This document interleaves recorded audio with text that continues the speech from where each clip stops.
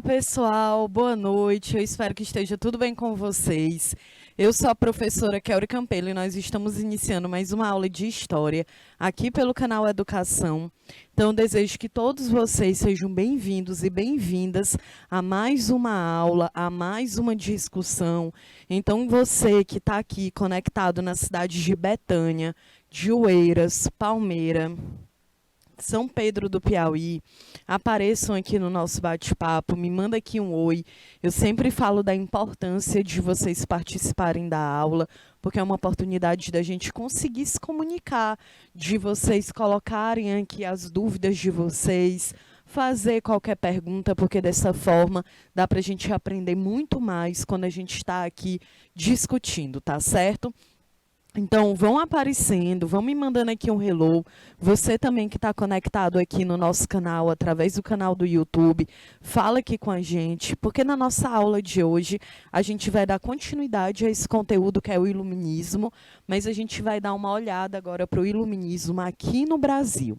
Tá certo? Então, a gente vai relembrar um pouco o que a gente já viu nas aulas passadas, analisar esse movimento aqui na história do Brasil e também responder 10 questões sobre esse conteúdo.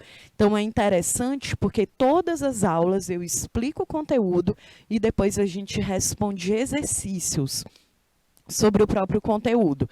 Então, é uma forma da gente ver se a gente já entendeu, já fixar ali, tá certo? Então, é muito interessante que vocês estejam aqui comigo fazendo isso. Estou vendo que o pessoal de São Pedro do Piauí já está aqui online comigo. Que bom, pessoal. Coloca aí o nome da escola, do professor presencial. Eu sempre peço, né, essa rotina, justamente para que assim fique melhor, para que eu saiba quem que está aí do outro lado, para que vocês possam estar aqui presentes comigo. Tá certo? Então, bora lá. Nossa aula de hoje, dia 22 de agosto, e o nosso conteúdo é sobre iluminismo. A gente vai analisar aqui quem foi o Marquês de Pombal e também responder algumas questões. Então, bora lá.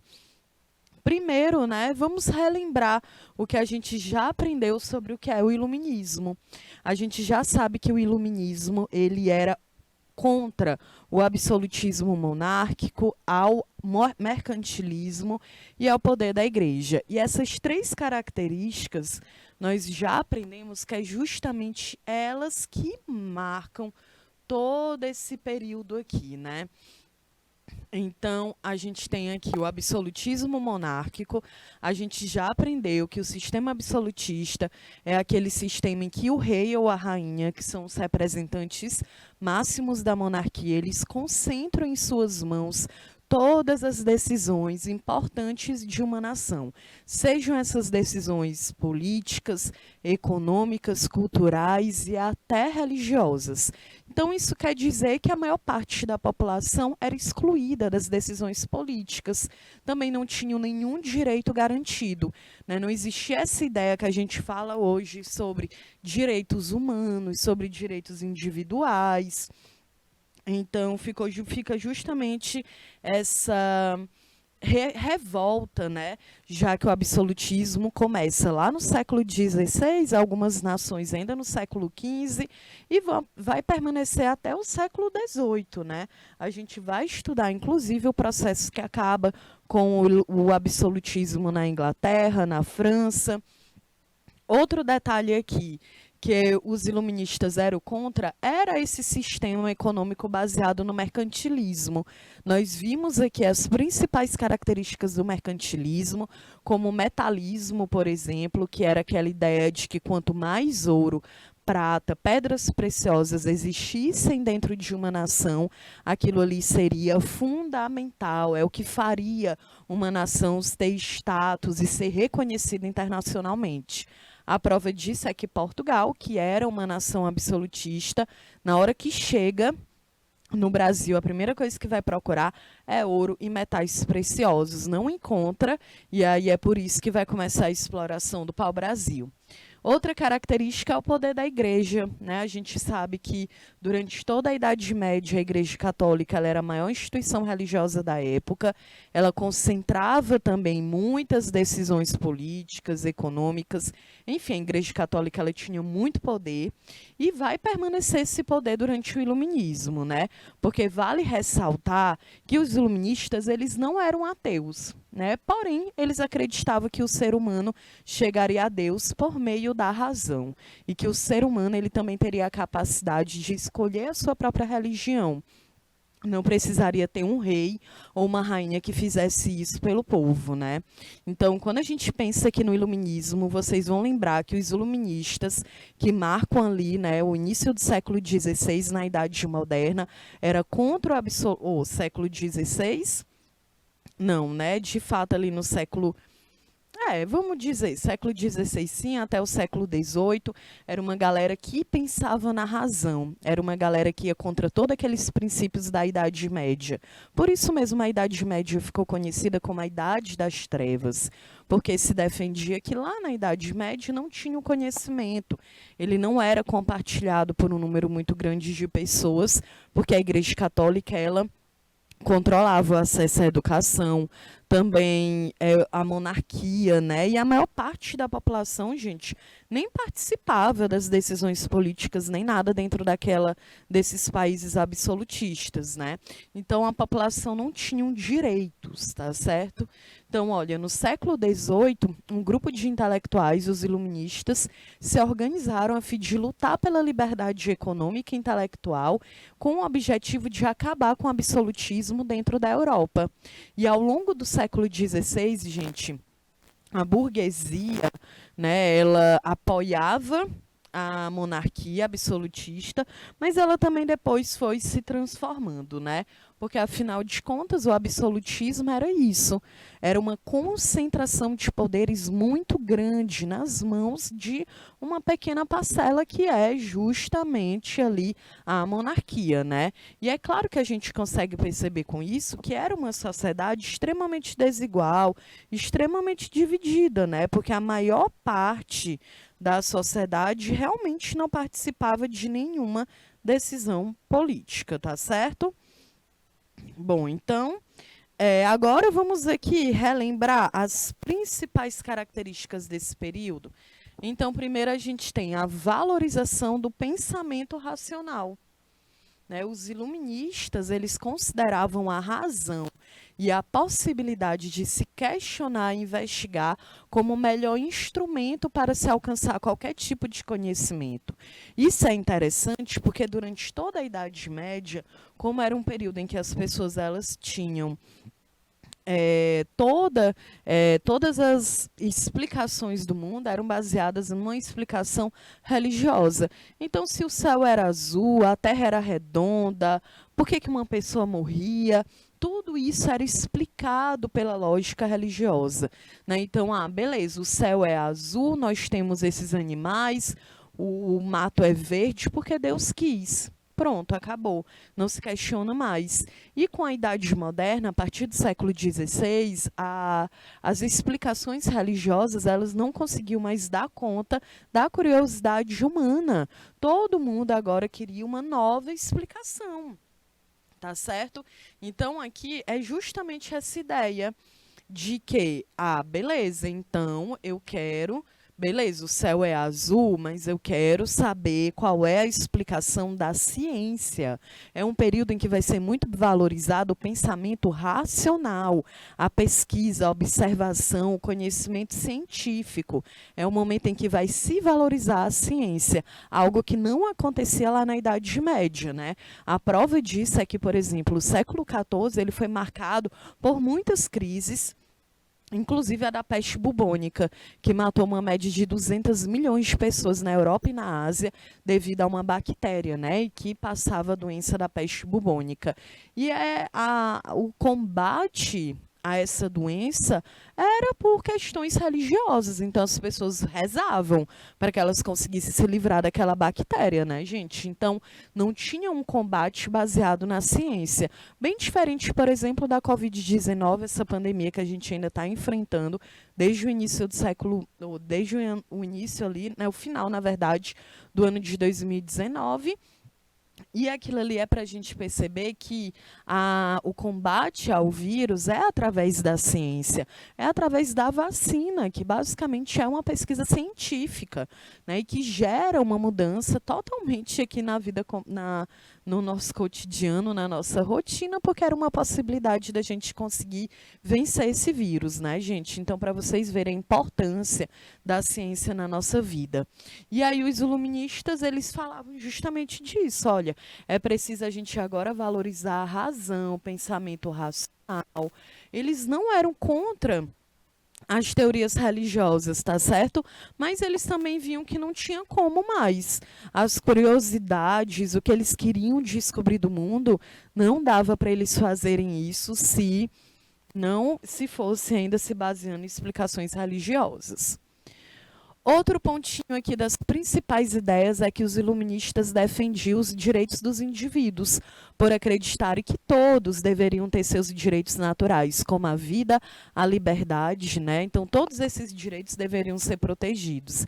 E olha, gente, esses direitos das pessoas dentro dessa sociedade absolutista não existia, né? As pessoas, elas não votavam, elas não se organizavam em movimentos sociais, elas não poderiam questionar os princípios da Igreja Católica, não poderiam ser oposição ao governo da monarquia.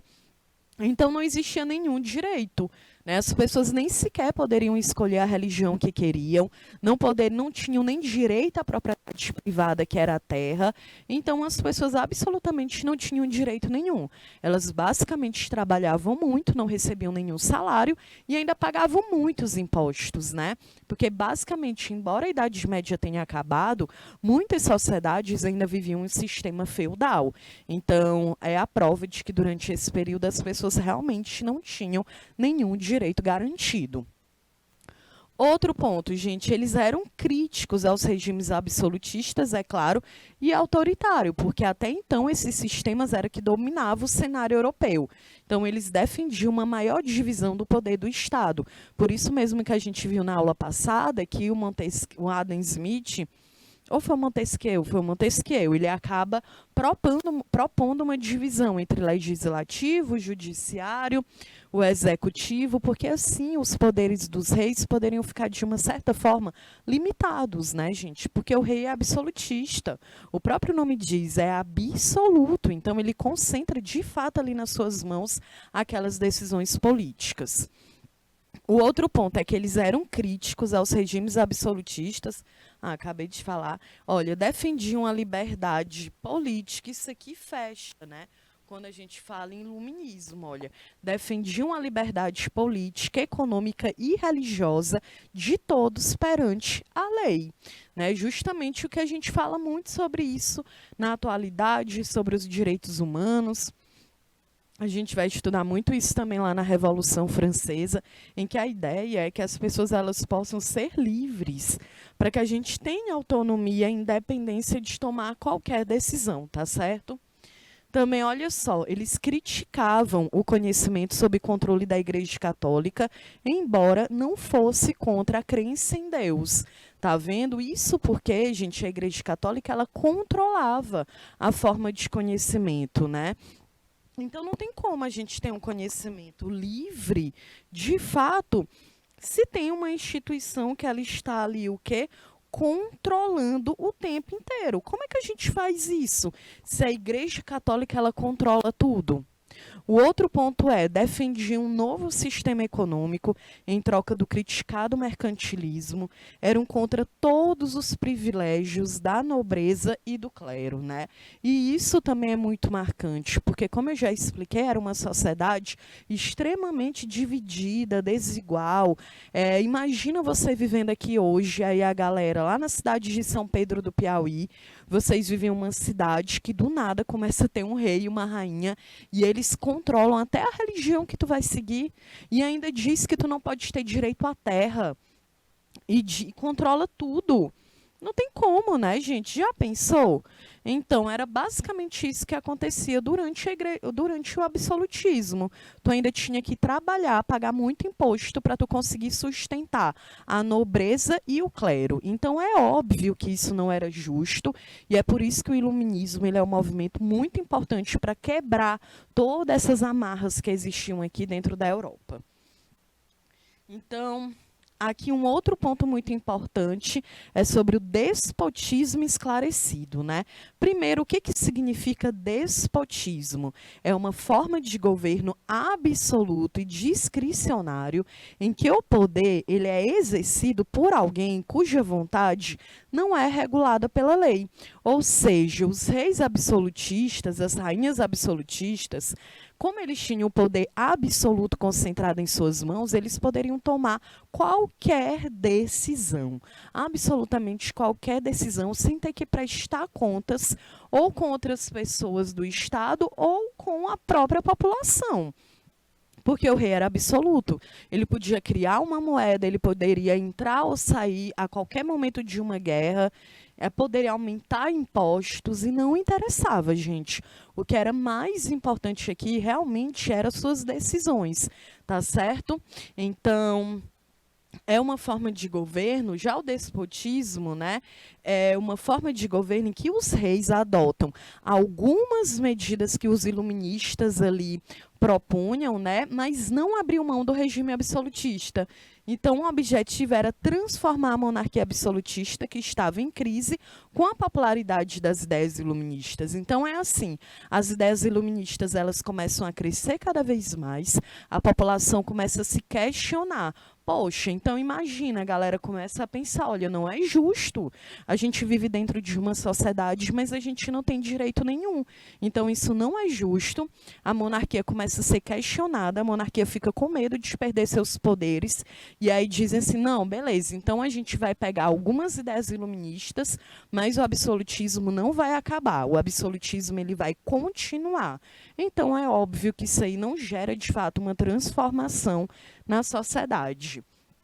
E é justamente dentro desse despotismo que a gente vem para o Brasil, porque o absolutismo, né, no caso aqui o despotismo, ele vai se fazer presente com quem?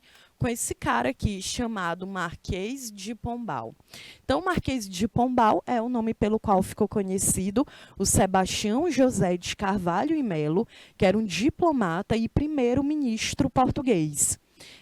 Ele faz parte da geração de governantes conhecida como déspotas esclarecidos e que afetou o reino e as colônias, né? Ele era português, então lembra? Por isso que ele vem para o Brasil, porque o Brasil era um território que era dominado justamente por Portugal, que era absolutista, né?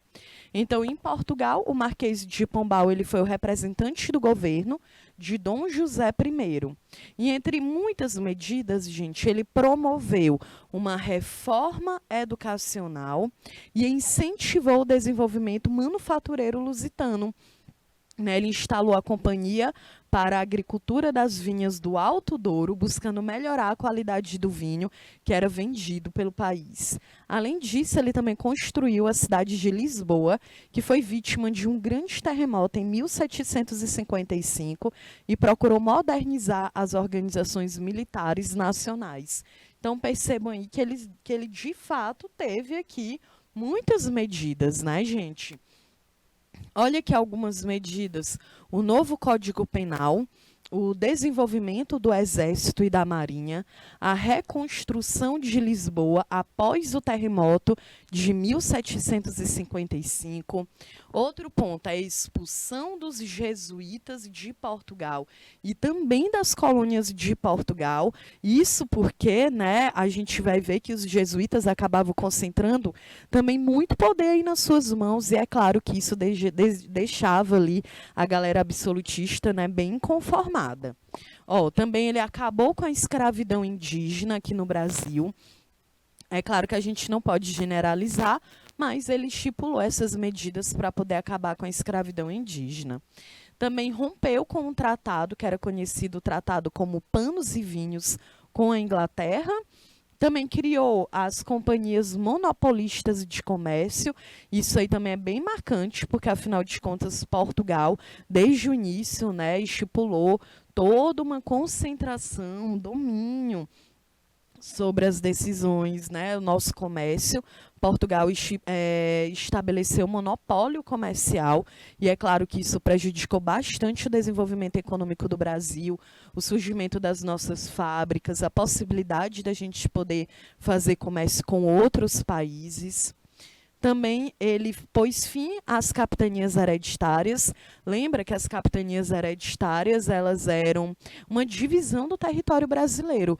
Portugal cria as capitanias hereditárias, e nós já estudamos sobre isso aqui, lá no primeiro semestre, que era justamente sobre dividir o território inteiro, porque Portugal começa a ficar com muito medo, gente, do Brasil ser invadido por outros países e Portugal perder o domínio de uma terra que era tão rica. Então, as capitanias hereditárias, o objetivo era justamente ocupar o Brasil cada vez mais, né? Entrar no interior, ocupar o litoral, mas o Marquês de Pombal, ele acaba com as capitanias hereditárias.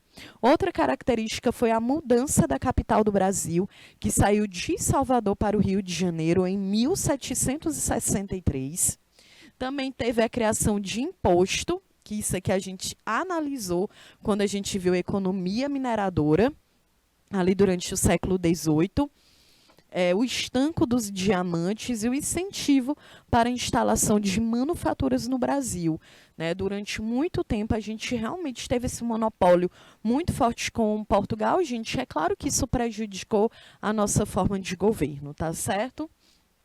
Bom, então aqui um outro detalhe, né, do governo dele foi a viradeira. Olha, em 1777 ocorreu a morte de Dom João I, e aí a Dona Maria I, né, ela chega ao trono e ela acaba demitindo Pombal. Aí vem a nomeação de novos ministros, a nobreza, né, ela vai crescer de fato. Vai ocorrer um maior aumento da influência da Igreja Católica e ainda vai ter um alvará de proibição industrial para o Brasil em 1785. Isso aqui, gente, é muito significativo, né? Para vocês terem uma ideia, o Brasil ele era proibido de ter toda uma estrutura industrial. Embora, olha, a Revolução Industrial ela tenha ocorrido lá em 1750 na Inglaterra, ó, 30 anos, 35 anos depois, Portugal diz que é proibido o Brasil ter a sua própria indústria. Né? Para vocês terem uma noção, a gente só vai ter uma industrialização de fato na década de 30, durante o governo do Getúlio Vargas.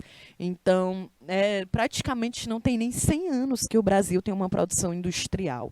Claro que isso prejudicou o nosso desenvolvimento econômico, o desenvolvimento das nossas estradas, a possibilidade de oferta de emprego, compartilhar o conhecimento, e é claro que a gente sofre as consequências desses processos até hoje, tá certo? Porque como a gente já sabe, é o que aconteceu lá no passado, há 50, 100 anos atrás na história do Brasil, continua gerando um impacto muito profundo nas nossas vidas, tá bom?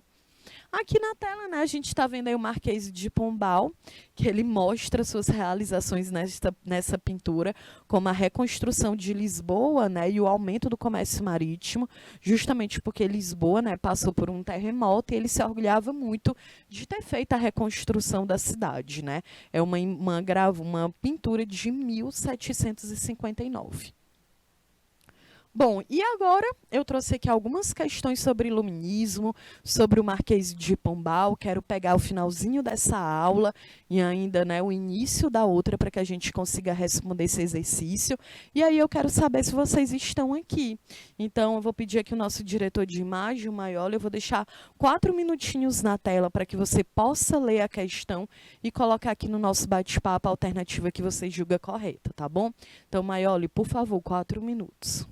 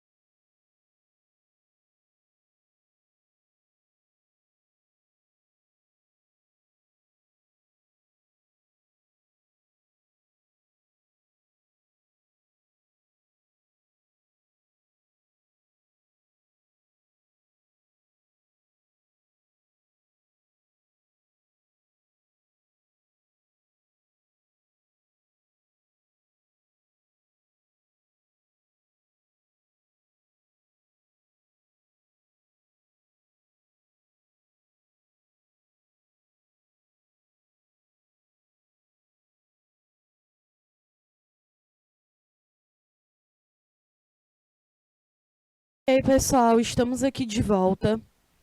Tô vendo aqui o Caio Souza, que diz que está aqui com o pessoal de Conceição do Canidé. Que bom, Caio, que você está aqui. A Clarice também está aqui. Olá, Clarice, de que cidade tu é? De qual é? Gente, vamos aqui se apresentar, por favor, né? Eu sempre peço isso em todas as aulas, né? Se a galera, o Polo está aqui conectada, é porque tem kit do canal Educação aí. Então, é um apelo que eu sempre faço para os professores presenciais, né? Uma galera que não aparece. Então, me dá a entender que nem estão aí na sala de aula, né? Só ligaram o kit, disseram, ó, estamos aqui, mas não aparece. Então, cadê o Eiras? Cadê vocês, o Eiras? Cadê o professor aí presencial de Eiras? Não tem? Qualquer estudante que esteja aí um Eiras, pega aí, gente, esse kit, coloca aí para mim, professora, que não tem professor presencial, somos só nós. Porque eu gostaria de saber, porque eu sempre peço aqui a participação, né? Eu sempre coloco aqui as questões, que é para vocês aparecerem aqui. Então, gente, não é normal isso. Às vezes eu penso, não, essa galera não está aí, porque a aula começou, já tem 45 minutos a aula, gente. Tá faltando 10 praticamente para a aula terminar. Eu sempre fico perguntando. Eu vou fazer uma relação agora, eu vou entrar em contato também com a SEDUC, para a gente saber, de fato, quem são os polos que estão aqui. Olha, Joelma apareceu. Olá, Joelma, é a professora de Hugo Napoleão. Que bom que estão aqui, né? Porque Hugo Napoleão não está nem aparecendo aqui. Ah, mas eu falei, Hugo Napoleão. Olha aí, Betânia, Vila do Mel, Betânia. Que bom, Betânia, porque vocês estavam conectados desde 8h15, mas não falam. É complicado. Eu gostaria muito que vocês aparecessem aqui, né, gente? Eu explico o conteúdo, eu coloco a questão. Como é que eu vou saber que os meus alunos que estão aí do outro lado estão entendendo o conteúdo? Realmente, professor, entendemos o conteúdo.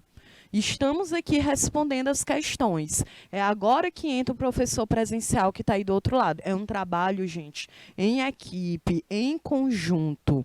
Eu sempre falo isso, não é a primeira vez. Eu faço um apelo, eu falto me ajoelhar aqui nesse estúdio, pedindo, implorando para vocês aparecerem. Então, apareçam, vamos fazer esse trabalho juntos, tá certo? A educação, gente, para ela dar certo, é um trabalho de equipe, de fato. Não é um trabalho só, né? Eu preparei essa aula para que ela possa ir ao ar aqui com vocês. Então, coloco um conteúdo pensando. Eu sempre reviso o conteúdo anterior para saber que todo mundo entendeu, para saber que estão aqui. Com a educação, gente, ela pode transformar as nossas vidas, não é isso?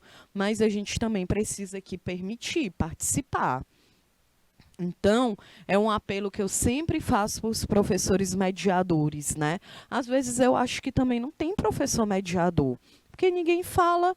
Então, agora eu vou sempre pedir, gente, você que está aí na sua cidade, se você tiver, e está com kit, né? Porque afinal de contas o kit está aqui, estão aparecendo para mim, então cadê essa galera? E aí, como é que vocês fazem prova, hein, gente?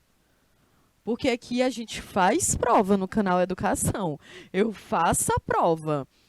E ninguém responde. Vocês estão fazendo prova aí em Betânia, em Colônia do Gurgueia? Eu fico me questionando. Então, gente, eu sempre estou pedindo. Ou é no YouTube, ou é aqui nas mensagens públicas, entendeu? Que é aqui nas mensagens que a galera que está com o kit do canal Educação, coloca aqui a mensagem, eu já estou vendo vocês. Então, vamos participar, gente. Apareçam. Professora Kelly, boa noite. Aqui é a professora Maria. Estamos aqui na escola tal. Estamos aqui com os alunos. É isso, gente. Não vai, é 2 minutos que vai escrever aí. Todo mundo tem um WhatsApp, né? É porque hoje a gente já está tão acostumado a mandar áudio, a galera só sabe mandar áudio, né? Aí não dá para mandar áudio aqui, aí eu acho que é por isso que não aparece. Porque eu não sei o que está acontecendo. Está quebrado o teclado? Está quebrada a televisão? Alguma coisa está quebrada aí.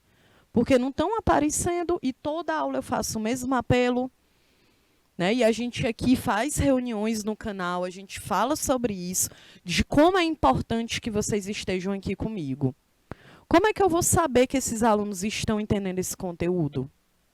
Então, você que é aluno, que está aqui agora, assistindo essa aula, manda mensagem para mim lá no Instagram, fala lá comigo, professora Kelly, é porque acontece isso, isso, isso. Eu quero saber o que, que acontece, que não estão aparecendo aqui.